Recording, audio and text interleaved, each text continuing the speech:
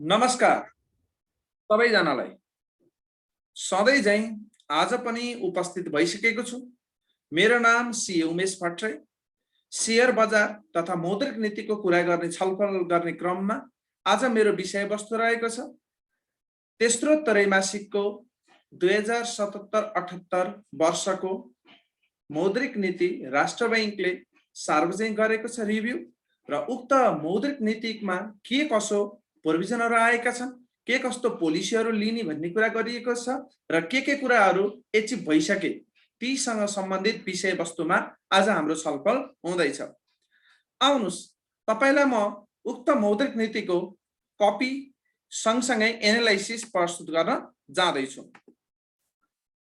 मौद्रिक नीति जारी भएको छ 2077-78 को मौद्रिक नीतिको तेस्रो त्रैमासिक समीक्षा भनेर राष्ट्र बैंकले अहिले भर्खरै 2078 साल जेठ महिनाको 4 गते भर्खरै जारी गरेको छ।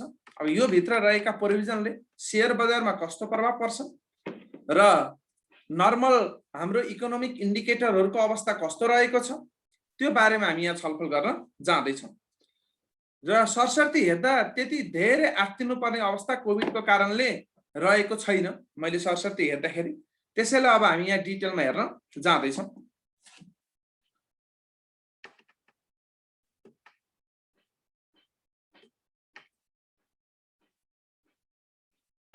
कोभिड-19 महामारीबाट सिर्जित स्वास्थ्य सङ्कट एवं आर्थिक असहजताका बीच आर्थिक वर्ष 2077-78 को मौद्रिक नीति 77 साल साउन महिनाको 2 गते सार्वजनिक गरिएको थियो। तपाईहरुलाई थाहा होला, नभएदेखि म तल लिंक शेयर गरिदिन्छु। मैले अलरेडी यो मौद्रिक नीति 2077 साल साउन 2 गते जारी गरिएको मौद्रिक नीतिको एनालाइसिस अलरेडी गरेर राखेको छु। त्यो तपाई हेर्न सक्नुहुन्छ र हामीले हरेक क्वार्टरमा जुन समीक्षाहरू आउँछ त्यसका पनि मौद्रिक नीतिका भिडियोहरू बनाएर राखिएको छ। त्यो चीज पनि तपाई हेर्न सक्नुहुन्छ। तल म डिटेलमा लिंक शेयर गरिदिन्छु, डिस्क्रिप्सनमा गएर हेर्नु होला। र यसैगरी 77 फागुन 2 गते सार्वजनिक गरिएको थियो अर्धवार्षिक समीक्षा। यसको पनि हामीले अलरेडी भिडियो बनाइसकेका छौं। र 2019 कोभिडको जुन पहिलो लहरको क्रममा चाहिँ आर्थिक वृद्धि दर 4% हुने अनुमान गरिएको थियो र दोस्रो लहरले अर्थतन्त्रमा चाहिँ अलिकति यो 4% को वृद्धि दर जुन छ त्यो चाहिँ हासिल हुनलाई अलिकति गाह्रो पर्ने भन्ने कुरा यहाँ गरिएको छ। र पहिलो चालु आर्थिक वर्षको पहिलो 9 महिनामा मुद्रास्फीति एकदम नियन्त्रण छ र शोधान्तर बचत राम्रो छ भनेको शोधान्तर स्थितिको बचतमा रहेको छ अहिलेको अवस्था। खैर इम्पोर्ट धेरै नभएर पनि होला, अब के होला त्यो चीज हामी हेर्दै जान्छौं। अरु डिटेलमा यहाँनेर छन्। अब यसरी नै आर्थिक लक्ष्यका स्थितिहरू के छन् त? यहाँ सरसर्ती हेर्दा त अवस्था निकै सुध्रे जस्तो लाग्छ। हेर्नुस् त यहाँ सञ्चालन हुन नसके उद्योग व्यवसाय 2077 असारमा 61% थियो भने अहिले जम्मा 4% रहेको छ। मंसिरमा 9%, असारमा 61, मंसिरमा 9, अहिले 4% अवस्था सुध्रिँदै गएको छ। पूर्ण रूपमा सञ्चालन भएका उद्योगको संख्या बढ्दै गएको छ। 4% मात्रै थियो असारमा भने यो 54% पुग्यो त मंसिरमा। वैशाखमा आउँदा त यो 81% पुगेर छ।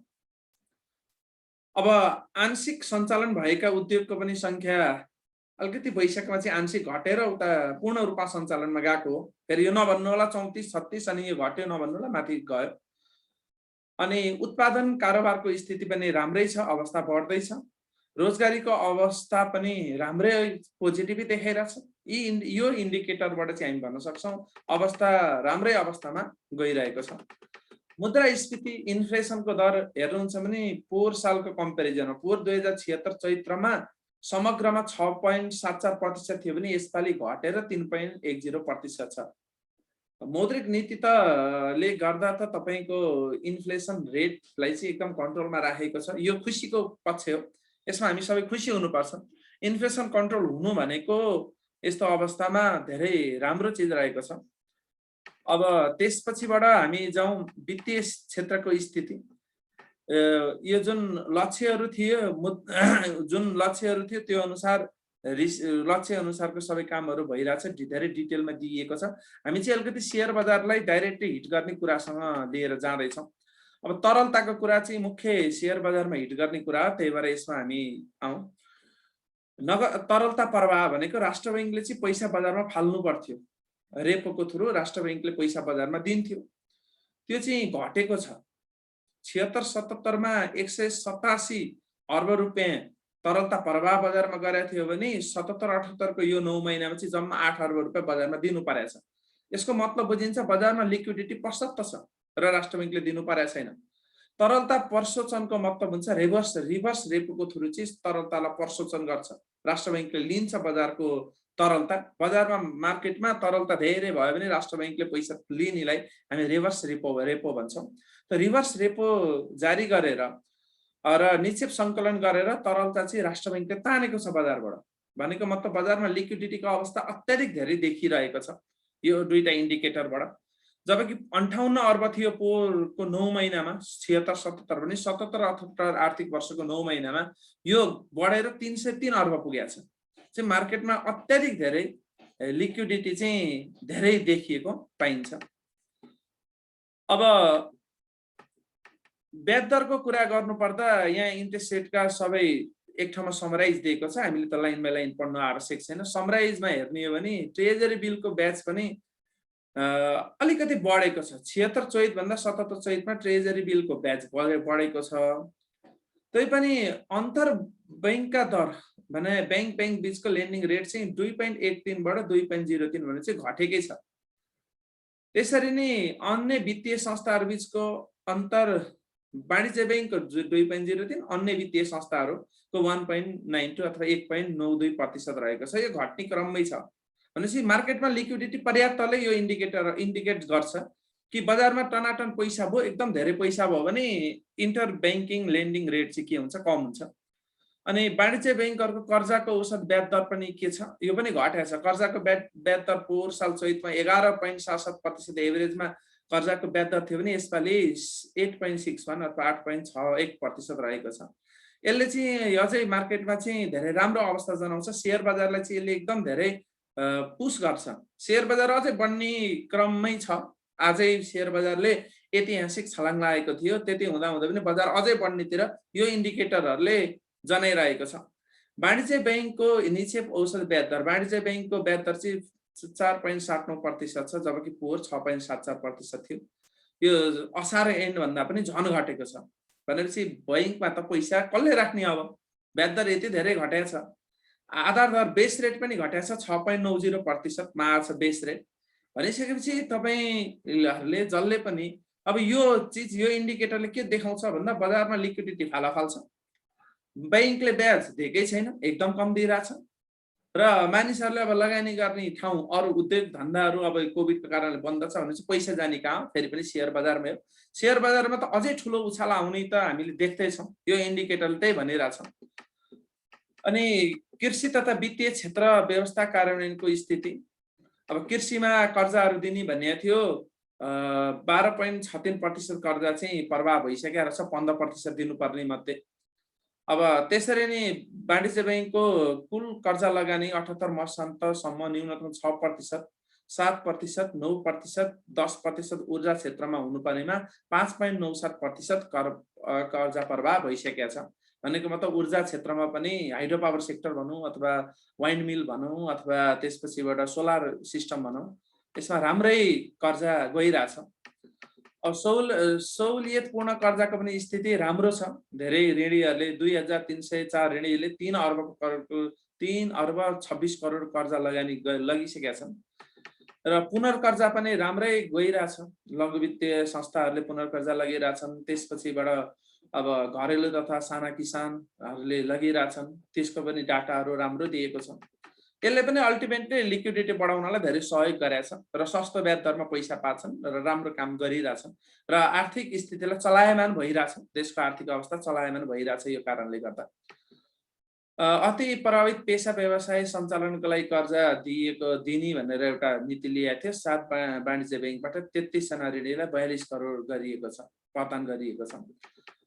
अनि त्यसपछिबाट सुदृढीकरणको लागि होटल व्यवसायलाई थप पुनर्कर्जा दिने, सायद यही कारणले होला आज होटलको सेयरहरू अत्याधिक बढिरहेको थियो, 10% बढिरहेको थियो। अब होटल व्यवसायलाई चाहिँ कर्जा प्रवाह गर्ने भनेर।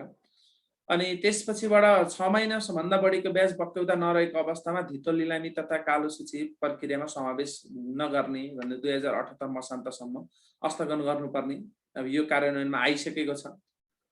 अनि पुनर्कर्जामा 10 मेगावाट भन्दा साना जलविद्युत आयोजनालाई विशेष पुनर्कर्जा प्रदान गर्न सक्ने व्यवस्था गरिएको छ। गर्ने भनिएको थियो, यो गरिसकिया छ। त्यसै गरी कृषि लोन, त्यसपछिबाट ऊर्जा ऋणपत्र, यिनीहरूको सबैलाई जुन प्लान गरिएको थियो त्यो अनुसारको सबै पेमेन्ट, सबै चिजहरू भइरहेछन्। अब यहाँ लघु वित्तको कुरा गरिएको छ, शाखा खोल्ने नखोल्ने कुराहरू गरेर चाहिँ खासै हाम्रो शेयर बजारमा त्यति धेरै ठुलो असर पार्ने कुरा होइन। अब भुक्तानी प्रणालीमा चाहिँ अब क्युआर कोडको भुक्तानी गरिएको छ भनेपछि देश अरू डिजिटलाइजेसन हुँदैछ। त्यही कुरा विदेशी विनिमयको अवस्था, विदेशी विनिमयको अवस्थामा $500 बराबर चाहिँ प्रिपेड कार्डबाट खर्च गर्न सकिने। यसको मतलब देशमा चाहिँ विदेशी मुद्राको मौजा चाहिँ धेरै छ।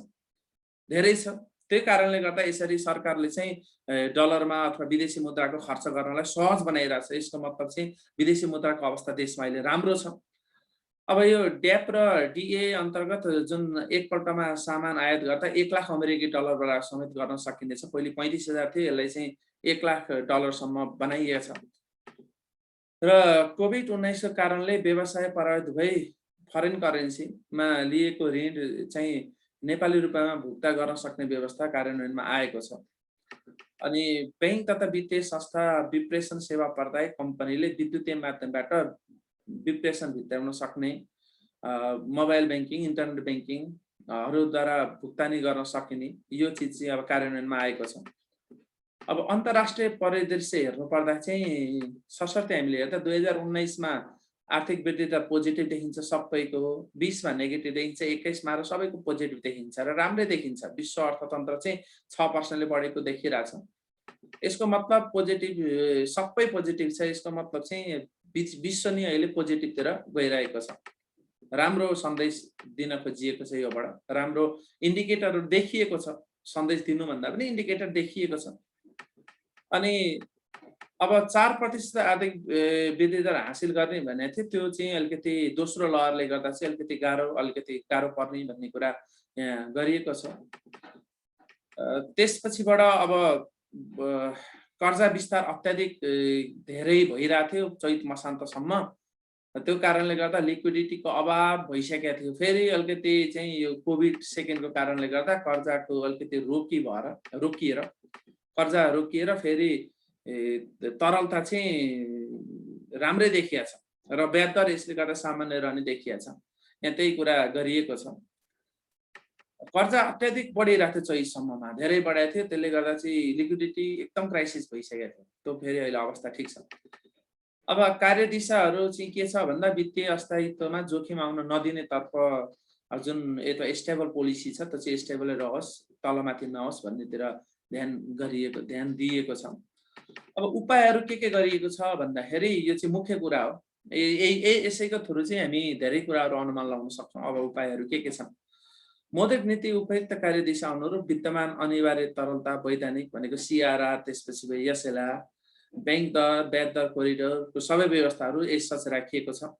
र अक्सिजन प्लान्टको लागि बेस रेटमा नै ब्याज दर दिने भनेको 6.9 एभरेजमा बेस रेट थियो। लगभग 7% जतिमा अक्सिजन प्लान्ट राख्नलाई चाहिँ ब्याज दरमा पैसा लोन दिने भन्ने कुरा यो धेरै राम्रो पोलिसी आएको छ। यसले गर्दा अब देशमा यो हस्पिटलदेखि लिएर यो कोभिडलाई चाहिने उपचारलाई चाहिने जुन अक्सिजनको प्लान्ट र अक्सिजन जुन बनाउने, लिक्विड अक्सिजन बनाउने उद्योगहरू छन् तिनीहरूको विस्तार हुने देखिएको छ। धेरै सस्तो ब्याज दर हो।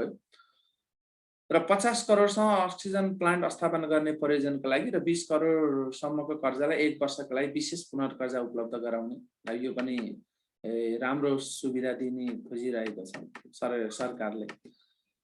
त्यसपछिबाट कुनै पनि प्रकारको पेनाल्टी अतिरिक्त शुल्क बैंकले लिन पाउँदैन। निषेधाज्ञा अवधिभर ग्राहकको कर्जा असुलीमा कुनै पनि किसिमको पेनाल्टी अतिरिक्त शुल्कहरू लिन पाउँदैन। यो चाहिँ पहिले पनि थियो, यसलाई कन्टिन्यू गरिएको छ। लिलामीका सूचनाहरू निकाल्न नपाइने, निषेधाज्ञा समाप्त भएको अवधिबाट पाइए पाएन, समाप्त भएको पनि 1 महिनासम्म चाहिँ निषेधाज्ञाहरू पनि गर्न नपाइने भनिएको छ। र निषेधाज्ञा अवधिभर म्याद समाप्त भएका मुद्दती निषेधको नवीकरण, जमानत तथा परिपत्रको प्रतित पत्र भनेको एलसीको नवीकरण सम्बन्धित ग्राहकको अनुरोधमा बैंक तथा वित्तीय संस्थाले गर्न सक्ने व्यवस्था मिलाइनेछ भनेको मतलब तपाईँ गइरहनु परेन बैंकमा। मैले अस्ति पनि देखेको थिएँ बैंकहरूको विज्ञापन, अब मेल गर्नुहोस्, एफडी तपाईँ के गर्नुहोस्, रिन्यू गर्नुहोस् भन्ने कुरा पनि आएको थियो। नभए पहिले चाहिँ पर्सनली प्रेजेन्ट हुनु पर्थ्यो। र निषेधाज्ञाको अवधिमा कर्जा किस्ता वा ब्याज भुक्तानी गर्ने ग्राहकलाई छुट प्रदान गर्ने र प्रोत्साहन गर्ने, जो अब सबैलाई त प्रभाव नपरे हुन सक्छ, त्यही भएर जसले पेमेन्ट गर्छ उनीहरूलाई चाहिँ केही छुटहरू दिएर चाहिँ पैसा पनि आओस्, बैंकहरूको पनि कमाइ भइ नै रहोस् भन्ने हिसाबले यहाँ प्रोत्साहनको कुरा गरिएको छ। र सबभन्दा इम्पोर्टेन्ट चिज चाहिँ यो शेयर धितोमा कर्जा। बैंक तथा वित्तीय संस्थाले प्रदान गर्ने कर्जा मध्ये शेयर धितोमा प्रभाव हुने मार्जिन प्रकृति कर्जाको सुरक्षण बापत शेयर मूल्याङ्कन गर्दा पछिल्लो 180 दिनको अन्तिम मूल्यको औसत मूल्य वा प्रचलित बजार मूल्य मध्ये जुन कम छ सोको आधारमा गणना गर्ने व्यवस्था मिलाई उक्त मूल्यको 70% सम्म कर्जा प्रवाह गर्ने व्यवस्था निरन्तरता दिएको छ। यसमा केही गर्ने अथवा तलमाथि हुने भन्ने हल्ला चलेको थियो, जुन निराधार साबित भइसकेको छ। नेपाल सरकार र राष्ट्र बैंकले चाहिँ यसलाई कन्टिन्यू दिने भन्ने कुरा आएको छ। यसले गर्दा शेयर बजारमा पोजिटिभ भाइब गइसकेको छ, पोजिटिभ इम्प्याक्ट पर्छ। कुनै बैंक तथा वित्तीय संस्थाहरूले निक्षेप र कर्जाको ब्याज परिवर्तन गर्नु परेमा चाहिँ इन्फर्मेसन दिनु पर्यो, इन्फर्मेसन दिएर मात्रै गर्न पाइयो। त्यही भएर तपाईहरुले हरेक महिनाको पहिलो 1 गते तपाईहरुले न्यूज पेपरमा देख्नु भएको हुन्छ, बैंकहरुले यति प्रतिशत ब्याज उति प्रतिशत ब्याज गर्यो भनेर महिनाको सुरुतिर पब्लिश गरेर देखिन्छन्। त्यही यसैकै प्रोभिजनको चाहिँ इम्प्याक्ट हो त्यो। अब त्यसरी दिएकोलाई दिएको मानिन्छ, पब्लिकले नेशनल वाइड न्यूज पेपरमा छापिसकेपछि तपाईलाई एसएमएस गरिरहनु पर्दैन। अनि विद्युतीय माध्यमबाट ग्राहक पहिचान अद्यावधिक गर्न सक्ने, अपडेट गर्न सकिने। अब जस्तै फेरि यो के अरे अपडेट गरिरहनु पर्छ, यो एकाउन्टहरु त्यो चाहिँ अपडेट अनलाइनको थ्रु पनि गर्न सकिने भनेर भनिएको छ। अब सीएसआर को लागि जुन छुट्याएको हुन्छ पैसा, त्यो चाहिँ विषम परिस्थितिलाई दृष्टिगत गरी बैंक तथा वित्तीय संस्थाले उक्त कोषको रकम अक्सिजन सिलिन्डर, अक्सिजन कन्सन्ट्रेटर, जीवन रक्षक भ्याक्सिन, औषधि आदि कार्यमा खर्च गर्न सक्ने व्यवस्था गरिएको छ। आविष्कार केन्द्र तथा मानव सेवा जस्ता परोपकारी कार्यमा गरेको खर्च समेत उक्त कोषमा हुने खर्च गणना गर्ने सकिने व्यवस्था गरिएको छ।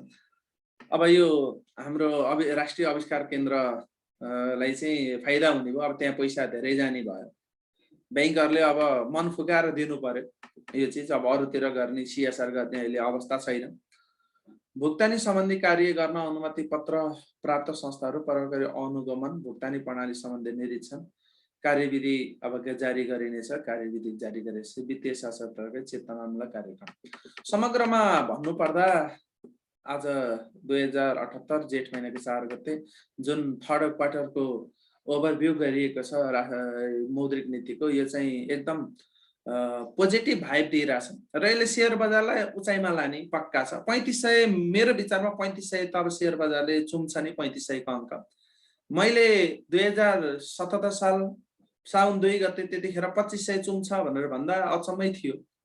त्यतिखेर नेप्सी जब 17-1800 मा चलिरहेको थियो, तपाईं हेर्न सक्नुहुन्छ भिडियो।